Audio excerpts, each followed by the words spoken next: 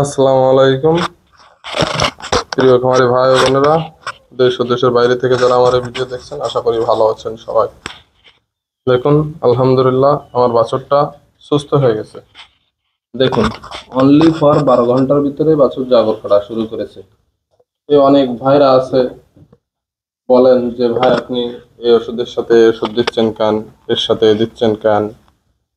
তা ভাই, আমরা ওষুধ নিয়ে কাজ করি, কোন ওষুধের কি কাজ আমরা ইনশাল্লাহ বলতে পারবো।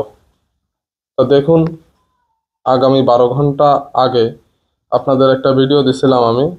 সেই ভিডিওটায় বাছুরের লালা ছেড়ে দিছিল, দোল খাচ্ছিল ভরপুর আকারে, এবং খাওয়া দাওয়া বন্ধ করে দিছিল।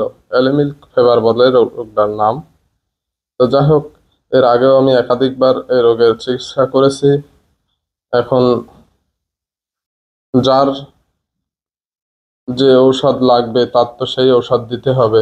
যদি গাভী গরুর হয় তাহলে তাহলে তো আর আমি মনে করেন যে ডেক্সট্রাফস বা পিরক্সিনাল প্লাস মাস্টার মাইন্ড গ্রুপের যে সমস্ত অ্যান্টিবায়োটিক আছে এগুলো ব্যবহার করতে পারবো না। তো সেই ক্ষেত্রে যে সমস্ত গরু গাব নেই তাদের জন্য ট্রিটমেন্ট করতে খুবই সহজ। মানে যে কোনো একটা অ্যান্টিবায়োটিকের সাথে মাস্টার মাইন্ড দিলেই কাজ করবে কারেন্ট পিক আপ।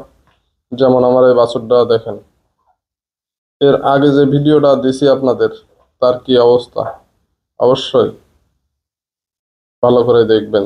তো যাই হোক, শুধু এটা না, এর সাথে আরো একটা দেখাচ্ছি, যেটা আমার ল্যাম্প স্কিন ডিজিজ হয়েছিল, তার ট্রিটমেন্ট করেছি। সে এখন আল্লাহর রহমতে সুস্থ। ওই দেখেন, এই যে আগের দিনকে দেখাইছিলাম চোখ দেখা যাচ্ছিল না, এখন বলো চোখ দেখা যাচ্ছে। তাহলে বোঝেন যে আগের থেকে কতটা ভালোর দিকে গেছে। ল্যাম্প স্কিন ডিজিজ এই রোগটা যতগুলো গরুর হয়েছে আমি দেখেছি,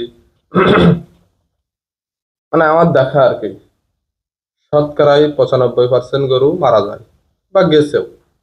ডাক্তাররা বলে যে এ ভালো হয় না, ট্রিটমেন্ট দিলে কাজ করে না। তো যাই হোক, আমি মাসাল্লাহ যে কয়টা বাচ্চার এই পর্যন্ত ট্রিটমেন্ট করেছি সবাই সুস্থর দিকে গেছে। এমন অ্যান্টিবায়োটিক ব্যবহার করতে হবে যে অ্যান্টিবায়োটিকে শরীরের রস টানে, ঘা গোশ শুকাইতে কাজ করে।